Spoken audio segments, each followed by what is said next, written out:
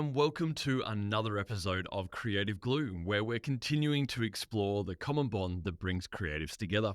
I'm your host, Scott Robinson, and today I'm here with Sophie Neudorfer, who joins us from the City of Angels, LA. Welcome, Sophie. Thanks so much for having me, Scott.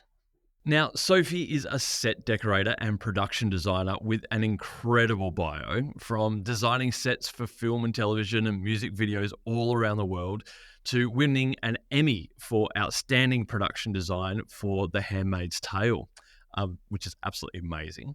And that's not even scratching the surface of her story. So welcome, Sophie. And maybe we kick off with the fact of congratulations. You were recently married. Yes, thank you. Yeah, that was something I never had on my bucket list, and it just happened. And I still feel newlywed. We still look at each other and go like, did we really do it? Is it That's something new? amazing. Yeah. And our last guest, Pascal Anson, was a guest as well. How did you guys meet? We actually started together in London. I did Wow. interior design and film design, and he did furniture and product design, and that's how we met. Yeah. Excellent. So that was back at Kingston? That was back in Kingston in the 90s. Wow. That's awesome. That's awesome. So what was it that sparked your interest in film production design? I always liked making make-believe and creating something for camera, and especially because so often it is not what you think it is.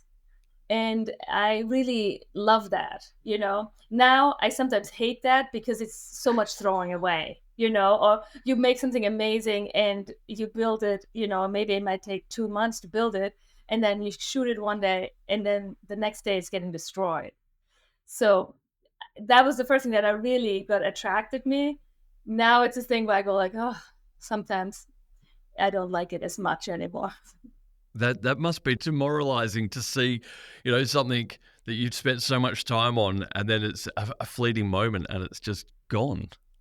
Well, as long as it gets caught on camera, that's great. But, I've done I've done complete movies that never actually the audience never sees it.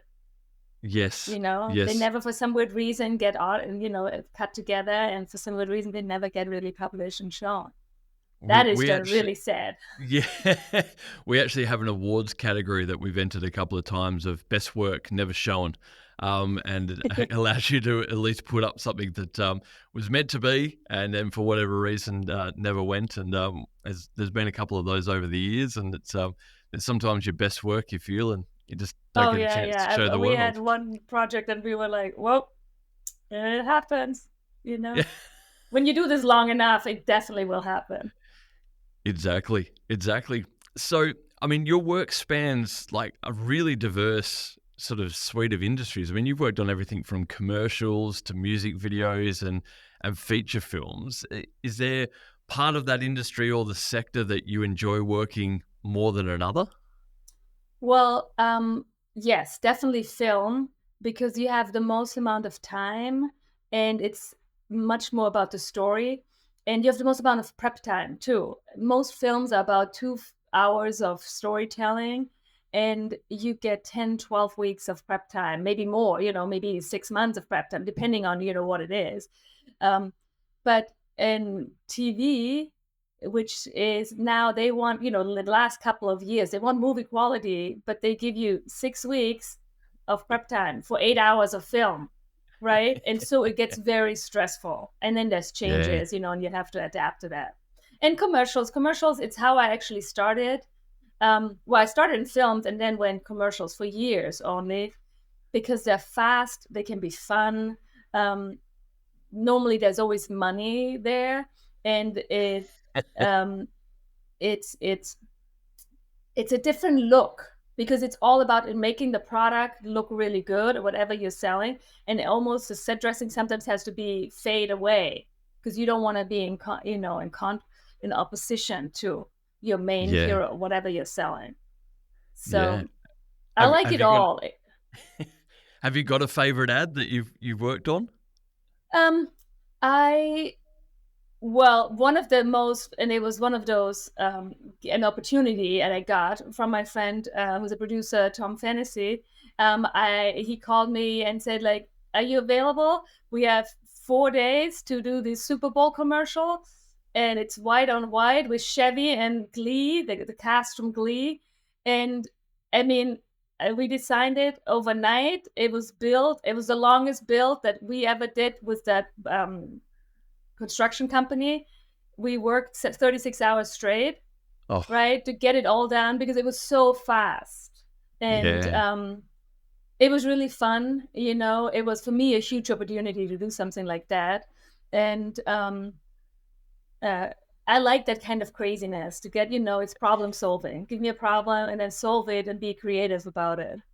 Yeah, I love that, and I think that's so much a big part of the ingredients in creative glue that we've talked a lot about in the last couple of seasons, and it's that storytelling and problem solving that seems to consistently be a part of what makes creative fun and interesting, and why we all seem to continue to come back for more. For The sure. abuse. For sure. So, what about film? I mean, you've worked on a lot of stuff. The Conjuring, 5-year engagement, and obviously your big one with the Handmaid's Tale. Like that was amazing. How did it feel to win an Emmy? Um, it was one of those really surprises and amazing thing. My mom actually came out and one of my sisters, and it was really cool. And a very good friend of mine was there too. It was really cool to have my mom come there and be there and actually then sit there and be called out and have to come on stage, right? Because the other shows we were up against, and I don't know them anymore, I can't remember, but they were all great too, right? And um it was very exciting. And I mean, the show itself, I only did the first episode and then kind of the look of it, because we were shooting it in Toronto, and Right. they're not necessarily friendly to Americans, even though I'm not American, but to come in. And um I was just, because it was so busy there was nobody available. So that's why the production designer, Julie Verpov, could bring me with her. And then they couldn't find somebody to take over. And it took quite some time till, like, I was supposed to come for a month and I stayed for like over 3 months. Oh Um, wow. but it was a very hard show because there was not enough crew, and it was also very intense. But I mean, I love the book, and it was, you know, her books are so fantastic. Her stories are so fantastic because they make you really uncomfortable. Yeah. Eh, Yeah. there's not any of her books that you really want to read, if you want to have something light-hearted. Yeah. And I think Elizabeth did a great job. I remember seeing her for the first time in Mad Men and really loving the way that she took that character there. So, I think that might have been a good stepping stone for her to expose her talent to get into something like this. I mean, working with people like that must be great as well, being able to pull together a production around that. Yeah, I mean, all like, it's so, we are there to make the actors and the story come to life. And of course, having great actors just, makes all the difference.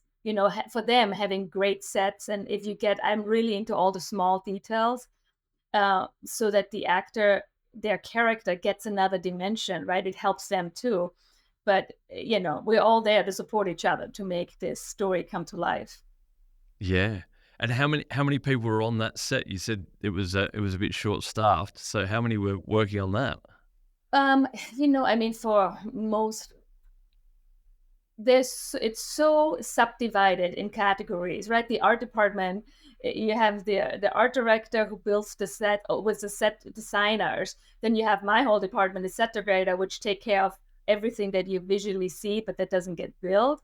Then you have the prop masters who deal with everything that the actors touch, well, with most things that the actors touch. And that's just the art department, right? Yeah. With the product under the production designer. And so then you have all fashion, makeup, hair, um, sound. I mean, it goes on, post production, stunts, special effects, visual effects, all the grips and all that. It's so many people. So I would say 160, 200 people. All the PAs. Like, I mean, it's the producers, which sometimes and lately can be a lot of them. It's a big number. It takes Yeah. a whole village to Yeah, to definitely. make a thing happen. And then obviously a stark difference to a commercial where there might be only a dozen of you or so that'll go out and go make it happen, Yeah, in a much smaller time frame. for sure. I mean, in commercial, it's all time and it's all time limited, and the agency and the client, they normally think about it for, months before they come to you, and then it's always surprising how in the last minute things get changed, you know. But that happens. And the great thing about I started off, in Vienna on a couple of movies. And Vienna, the art department was 4 people and me as an intern. So within the first 3 weeks, I did everything and anything. And then they said, like, oh, come back on the next film. You can be like the decorator, but it didn't even exist. You just like, hands on do, and you learn so much when you do that. And the same thing in commercials, because it's so fast and speedy, you really learn a lot. And I mean, is that the same when you move into, say, music videos and those sorts of things? Yeah, I mean, music videos depends on who it is. And what the fun thing about music videos and some commercials, they're really out there. They want Yeah. to tell a story, or I've done Pizza Hut commercials where everything had to be red, right? And we did a series of them. And I think on the fourth or fifth one, even in LA, you kind of ran out of red, set dressing to rent because we've used it all. So those are the fun stuff, because on music things you get to do a little bit more than just a norm, right? I've done hundreds of kitchens and living rooms and bathrooms, but it's kind of more fun to do, I don't know, crack alley, or Yeah. the graveyard of trains, or like weird things that are not normal, that you don't normally get to do. Any sci-fi thing. Yeah, I mean, looking through the list, you've got quite a variety, everything from Pink to The Fray, 30 Seconds to Mars, and probably my personal favorite, the Foo Fighters. Yeah. Oh, the Foo Fighter was another thing with Tom. I did with Tom, and as well. Like, come on, and I'm like, wait, I've never done by myself production design with somebody that well known, and I was Yeah. like, okay, you say I can do that, great, let's do it. And it was really fun. I mean, it was crazy with all the water and all of that. It was really um, a fun thing. We shot at Santa Monica Airport, one of the Amazing. hangars And there. was that probably the most challenging part of that, the water? Yeah, because we had to do it in a very small area at night, quiet, trying not to the sound restriction, the noise restriction are very severe because it's in Santa Monica, Yeah. and um, it was really fun. It all worked out perfect, but it was actually a very tiny set, that specifics, So for the director, it was very limited, but they got it Yeah. all. Awesome stuff. So, I mean, it must be great to work on such a variety of things, and you obviously get to meet some really, really interesting people. And then for you, there's a bit of a flip as probably a left and right brained kind of people, because I know that you've got a passion for maths and physics as well. So a bit ambidextrous, like how does that influence what you do in your world of set decoration and production design? So that's how I started off, was in interior architecture, because I was like, oh, should I study math or physics? And I'm like, what am I gonna do? But I was always creative, so I was like, no, that's my like happy place. So I was like, oh, this is kind of works. I can design and draw. And I mean, now budget is half the story. If Yeah. you don't have all your stuff there, or if you're going over budget, if you're not on it, you need that. You need to be super organized, and you need to really know well how, lay it all out. So I get to play with the numbers in that way. And I have to You got literally the say two sides to play, it. Yeah. because I actually enjoy it. That's the funny part. I like doing the whole budget part of Yeah. a movie too, or a project. So maybe you can tell us a bit more about that process and how you work as a set decorator and production designer. You just talked, I suppose, about having to juggle that budget and your time constraints. I mean, what are the sort of things that typically you have to work through as challenges and the way it operates and the way it works? So for any of the film, it's all about the script, right? About what is written down, and then what locations are found, right? Because sometimes it's written, but they find a location and it does, they need to rewrite certain things. And then it's really with the director and then either the production designer, right, to come together and come up. It sometimes also depends if you're on a location. You might not be able to find what you really like. And I Yeah, really like the challenge of being in Los Angeles. It's quite easy because here, the city is made for filming. I can yeah, go and get you within 2 hours almost anything you're asking me for. I can find it, right? If you're somewhere else, I was in Chicago. No, you go through thrift stores and whatever you see, you buy, right? And it's not as controlled, it's more organic, the approach then. But I personally really like it because sometimes you go like, this is the only sofa we found that could fit this story point, and then everything gets developed out from that, the wallpaper and the colors. And um, it sometimes forces you, when you get restrictions like that, to go another way. And most I think definitely. that I find interesting because every set, there's hundreds of ways to dress your set. There's hundreds of ways to interpret the story. And I think it's always like, what do you have right now? What you can do with the time, the money, and the resources, and let's do the best with that. And you come up with something you never even maybe have thought of in the first place. I think that restriction and sometimes not having absolutely everything at your disposal actually drives you to be more creative. I certainly learnt that in my younger days, being in a location where it was, unless you were very organized, you couldn't find things. Stores closed at midday on a Saturday, and if you needed things on a Saturday afternoon or a Sunday and you weren't organized, you either had to get very very innovative or you had to be very very organized. And I was less of the second and more of the first. So it certainly drives you to think creatively and outside of the box and go, what can I access? How do I think about this differently now that I've got this new challenge? Because you can't just walk 2 minutes down the road and find what it is that you're looking for. So obviously the same no matter where you go in the world. Oh yeah, I think it's all problem solving. I mean, being creative is a problem solving, and you either deal with images, or ideas and how to visualize the ideas. That really is what it comes down. Some people do it with their music, some people do it just with their math or their words, right? And to me, it's all visual, right? I Yeah. always try to make it see how I can play it out visual with what I have. Yeah. And what sort of tools do you tend to use to achieve that?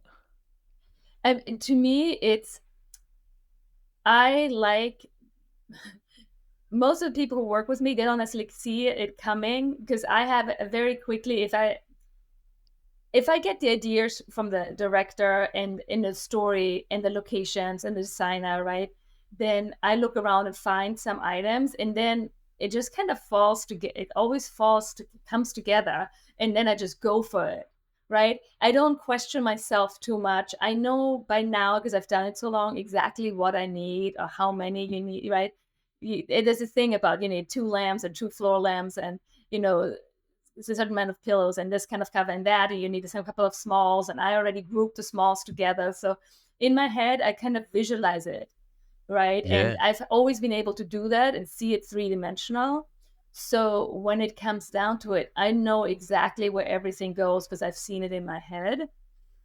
And I Amazing. think that has really helped me immensely. And I know people don't necessarily do that. It seems really normal for me, you know, and it's sometimes hard to communicate because I just go like, just Yeah, let well me do that's it. Give me half an hour, come back, and then you will visually see it. Because well, that's what I I'm was going such to a ask, because how do you actually communicate it? I mean, is it do you literally get that opportunity most of the time to just say, "Give me 30 minutes and I'll come back to you," or do you have to sketch things Well, out, or do you use reference photos, or do you use other technologies these days? How do you yeah, do that? definitely reference photos, right? Also, there's on the beginning, like the production designers and even the director, they make a lookbook, how they want Yeah, it to feel, who the characters are, to try to communicate.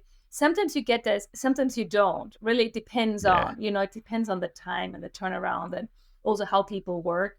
Um, and I I always say you hire me for my strong opinions. So, and I'm very vocal, and I tell them what I think is good or not.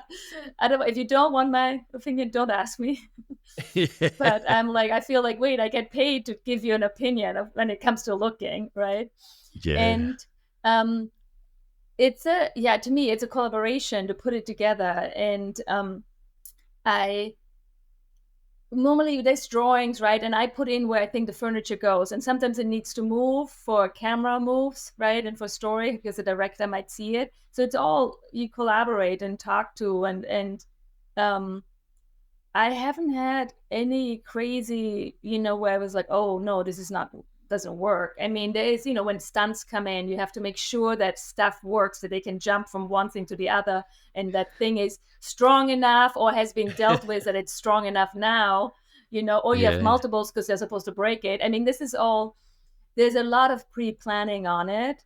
Um, but most imagine. of it, yeah, I just draw out a plan and they see it, and then we have photos of items, right? And Yeah. but all the smalls, they come when they see it, when it's on set, and most of, like, on movies, they try to, if it's a really big set, they try to come through the director to see it, right? It gets presented to see if there's any changes, you know And you've obviously got a love for, you know, a combination of different outlets in what you do, like the designing and then seeing, costumes or intricate sort of dioramas and sketching things out and all those things. How do you manage to balance working in so many different mediums? Well, to me, creative, I always, these days you have to specialize in something, right? And um film gives me quite a lot. I can still do quite a lot, but really, I love doing. I used to do all my own clothes. I like makeup. I love to do, my fine art and my little dioramas and sculpture. And yes, the balance is, try to do 2/3 of work, um, film, because that's just what it always, do. I try to do one movie or one project, bigger project a year, that is like seven, Yeah. 8 months or something, and then half the other time to actually do um, my painting and my sculpting and my carvings, and do that, right, to balance it out. I love it. And in terms of, I suppose, that balance and all this diverse things that you do, I mean, for people in the creative industries, we kind of understand each other's roles and jobs, but I always find it interesting how you tell someone that you've just met at the pub or out at dinner, like, what it is that you do. How do you describe the the diverse sort of creative fields that you play in when someone says, "What do you do, Sophie?" Well, I normally say I'm an artist, right? And that is such a wide open thing. Um, and then when people want to know more, then I say, well, I do fine art, or I do 2D. Well, they're actually 3D, paintings, and then I like the dioramas, and then I do film, right? And then with film, people get interested in, and then I say, like, normally I just bring whatever you see here in this bar, everything. Just imagine this was not a restaurant before, or a bar, and everything you see, I bring it down to the toothpick, that you see. Yeah. Because that's what people, then they can get an idea. Yeah.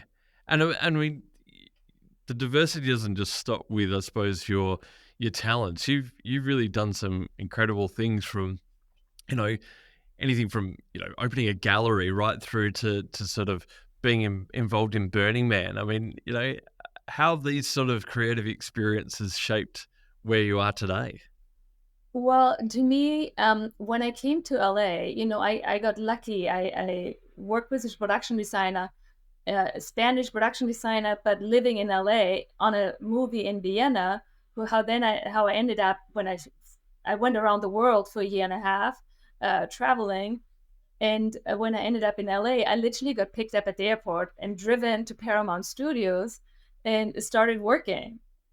And I remember him saying like, "Well, you got to change your flip flops. You got to get shoes, like proper shoes." And it's and to me, wait, what was your question now? Because I'm going off now. No, no, no, keep going. Yeah. I was just in terms of, all those all those different experiences shaping your creativity and where you've landed today. Oh, to me, I love anything, as I said before, anything creative. And I got such an amazing blow with the gallery then.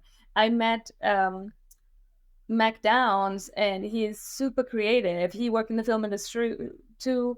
And we were dating for quite some time, and we opened the gallery called Maker in Silver Lake, right before Silver Lake got super hip and while it was super hip. And Cool. he's an assemble artist, and it was awesome for us. We were kind of spurring each other on, and we would do stuff, and he really taught me because I liked everything perfect and I think about things. And you should see my crazy plans that I have for when I do my resin work, right? I mean, people just look like you're insane. um Eh, and he would just go and torch something that I just painted, or stick something on top of it, and I was like, what are you doing? But it taught me to not be so precious about it, and we created a Yeah. lot of amazing pieces, and it went to Burning Man then as well, which just seeing that. The first year I went to Burning Man, I remember going, everything that I saw in my head in my dreams was real. Somebody made a reality there, right? And it seemed so normal. It seemed that all my thought process, which is a little wacko, is somebody else was thinking about it, right? It's just completely normal. Everything's there seems normal. You can do the craziest stuff, and nobody would be, you know, um, everybody would cheer it on and think it's okay. And that Yeah. was just, it opened up so much, and I think being less precious about it, right? And just go and let do and not judge yourself too much. Just go for it and have fun. And in terms of, you talk about dreams there. It's an interesting one because I had a question about this a little bit further on, but I'm curious to sort of dive in here now. We're talking about, your motto of being breathing dreams into reality. It's time to wake up now. Obviously vivid dreaming is a big part of your life and your creative process. I have dreams on a daily basis that I used to dream diary of the most insane ones, which my husband just goes like, "Oh my god, this is like, what is going on?" And I don't. It's always like that. And I have, like, to me, when I listen to a song, if I like the song, I have an image in my head. I get images in my head, and they normally move, and that's why I have my paintings are 12, 14 layers, because so it can be, I can show all these different things in a two-dimensional but 3D way. And it's just, no, to me it's normal. It's interesting that through my conversation with my husband, I didn't realize that that wasn't completely, I thought everybody saw the world like that, or and only recently did I go, he said like, no, this is not how people necessarily see things. It's um and Burning Man, that's what I'm saying. Burning Man to me fit right in this fantastical, even as a kid. I mean, I always thought, I had this dream whenever I was waiting for my mom to pick me up at school, well, which happened many times. I always had to wait, that the sky would open and this hand would come in and pick you out, right? And I always thought we were just in a little play box for somebody else. So I made a lot of Yep. these little play boxes for my sisters and me, and I thought that was quite normal. I was always like, when is it Yeah. gonna happen? Why is this door Yeah. not opening? And I still now go like, "Ooh, it could happen." Yeah. I love that because I think much the same way. I dream a lot. It's a big part of my process. I've always been worried to, when I haven't felt that I could sleep well because I was dreaming so much, that if I did something to make myself sleep better, that maybe taking away those dreams would take away my creativity, like Samson's hair sort of thing. And so I totally get where it is, and music, for me as well, is much the same. It's I often turn to music for the creative piece of inspiration that I'm looking for, because that piece of music suddenly starts to play visions in my head, and I can see things that start to come forward, and then I can go and create those things. But music is a big part of the soul of what helps me be creative. For sure, or like a poem to me. It could be also writing. Like there's certain books that there's written so beautiful that I can just see what this in my head. I have this whole little film playing. You know, I had a dream multiple times, and it was so vivid, and it was so specific, and I had it, and then I didn't have it for years, and then I got it again, and I actually I had to, it was a story, I wrote it down and I drew it, and I made a book out of it. And it was so crazy because it was, I mean, it was literally been at first, until I finally made the book, it was probably 10 years, right? Because I was just like, oh no, no, no. I mean, I have all these images to Queen songs, and I have all these images because I love Queen, and I mean, they've been with me for years. I just haven't had time to get them down. But it's very funny because, in my head I was like, one of these days I'm gonna do a show. I'm gonna do them all, and then people have to listen to the song per painting. Because in my That'd head, be so cool. I think that would, then I wonder, maybe they see what I see, maybe they don't, but Yeah. What a conversation starter, though, to be able to see your vision of that music. That would be amazing, you know. yeah, And in terms of that, I mean, you've obviously collaborated, in terms of, music videos and those sorts of things, and different actors and collaboration. I mean, going through the list, like we said, people like, big acts like, Grohl and Foo Fighters and Pink, and I think there was even Seth Rogen on a set of Neighbours that was in the list that I saw. Like, how do you? What are some of those memorable collaborations? Because obviously that's a big part of what you do.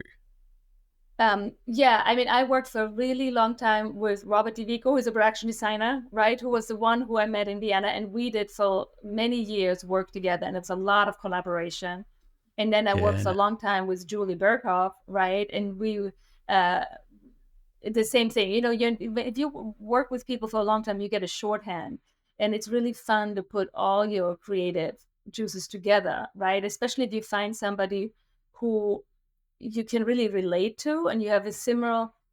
See, the thing is, I have my own style, right? But I can do any style. Like, because for film, you need to be able to do something, even though I go like, I think this is absolutely horrible. But you need to make it's for the character correct, right? It's not something I would pick. You cannot have your personal style come into that too much, right? Unless you have a movie that is like that, right? You can be super stylized. But it's it's always the thing, how far can you push it with being creative and stylized but still realistic, right? That to me is, especially in film, trying to balance that out. And if you have good collaboration with the people, even directors, then it's makes it all the better, because you see it the same way, right? yeah. And I think that, that's such an important part of collaborating, and as you're saying, I think taking your own style, but being able to adapt and know how to apply the right style for the right application. We have that in brand. There's brands that we've produced commercially that I look at and I go, I don't really like that very much, but it's not appealing to me. It's aimed at an 80-year-old, woman. Like, it's not meant to make me go, oh, I really like that, because I'm not the market. So, you know, in my world, we often deal with that, that here's art and here's our personal preferences, but here's professional, ability to go and craft something that's right for an audience, right for a client. And it's obviously exactly the same in your world, as well. For sure. If the 80-year-old woman think it's if she buys it or thinks it's fantastic, it reaches her, then it's a perfect job done, right? Yeah. You did it really well because that's what it is. And I think to me, I really like that you don't always. It gives you so much more possibilities, right? I personally don't like yellow very much. I wouldn't paint my house yellow, nor green actually, but um like sometimes that's just what has to be used, because somebody else direct or whatever, it is already like that, and I think it's great. It pushes you into something else that makes you go a little bit further, right, Yeah, or deal with definitely. something new. And in terms of new and pushing yourself, there's obviously rapid advancements in technology and those sorts of things, especially around AI and those sorts of things. Are you starting to see that, explode into your world or infiltrate the world that you work in? Yeah, I mean, on one of the last commercials I did, we it was a Christmas thing, and the production designer, he came and had some really good references, and I was like, "Wow, these are just how I pictured it." And he's like, "Yeah, I put it in, and AI created these images for me." And I was like, "Wow, I'm blown away." So um, I don't know how it will. See, I personally haven't done AI. I know my son has done AI and got in trouble because he did schoolwork. And it was found out, and it was like 70% too much AI. But I will definitely see it. I mean, I don't know from the point of, people are panicking because they say you're just gonna say this is what it should look like, and it's gonna be all in front of green screen. And I don't know if that's gonna happen. I'm positive. I hope for the best, and see, hope for the good thing that AI can do, like the good thing the internet can do. Yeah. Well, we had a creative conference here in Australia called Emergence Creative, which is what we did a lot of our first season around. And AI was a big topic of conversation at the festival. And I think the best line I saw that came up on screen is, AI will not take your job. Someone who uses AI will. And that adoption and acceptance of technology and a new tool at our disposal, and then up to us how we use that, how we can be creative with it, is probably the most important part. But the input's the important thing. That vision came to life because someone had the ability to express what they could see in their head, and yes, it brought it to life for them. But if you don't know what to input, then it doesn't know what to output. So I think it's amazing to start bringing those things to reality so that we can be more creative in how we actually produce the work. Yeah, and I also think, how people with being creative is like, how do you judge yourself, and how do you compare yourself all the time to others? Because I think there's so many amazing artists out there, and there might be also somebody who I don't like this stuff, but I can appreciate the craftsmanship or the dedication that it took to create whatever they did. Um, and so I think with AI, it's the same thing. I've seen some artwork that AI did, and it's fantastic, right? I don't think it's worth to compare yourself too much at it or feel scared of it, right? Because that's only puts yourself down and is unhelpful, because there's already within humans so many humans that are maybe that you think are better than you, right? Or good, you appreciate it more. So I'm like, I don't, yeah, I'm like, I think that's just a wrong way of thinking about it, or Yeah, it's not a helpful I way. agree. No, no, it's a tool. It's something that should help us Yeah. be creative, like every other tool that's allowed us to be creative with it. In set design, it's like a drill, or a hammer. They're tools to achieve results at the end of the day and allow us to do our craft, which Yeah, is I what mean, it's I all like about. to, like, you have several shoppers, and that you work with. And I always have them like, dude, if you have a good idea, if you see something and you think, even though I didn't ask for it, that could be really cool, bring it, because it's like I'm only as good as my crew, and so Yeah. the better the people around you, and you use them and give them the freedom to be creative and find things, um, you end up with so much better stuff that you couldn't do necessarily, alone. That's when the collaboration comes in, right? If you work with people that you respect and give them the freedom, and be creative and be part of it all, it gets just so much better. My dad always taught me that surround yourself with brilliant people and let them do what they do best. So Yeah, it's it sounds like a for similar sure. philosophy. Yeah, oh, totally. Because I'm So like, it's helpful. yeah. So before we finish off, we do a little thing in season 2 called Fast Five, right? Okay. It's just 5 quick questions that hopefully nothing too contentious in there, but a little bit of fun. So you ready for your Fast Five? Sure. I'm All like, I right. don't know. We'll see. I'll be You know, fast. we'll soon find out, won't we? Basically, just sort of one-wordy sort of answers or choices. So, the first one was favorite set you've ever designed. Oh my God. The problem is there's so many in my head. I've done so many that I don't even remember them all. And now I'm going like, wait, which one?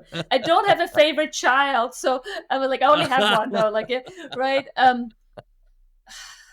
so many, such like many different reasons. But yeah, I Want to Glee was really fun.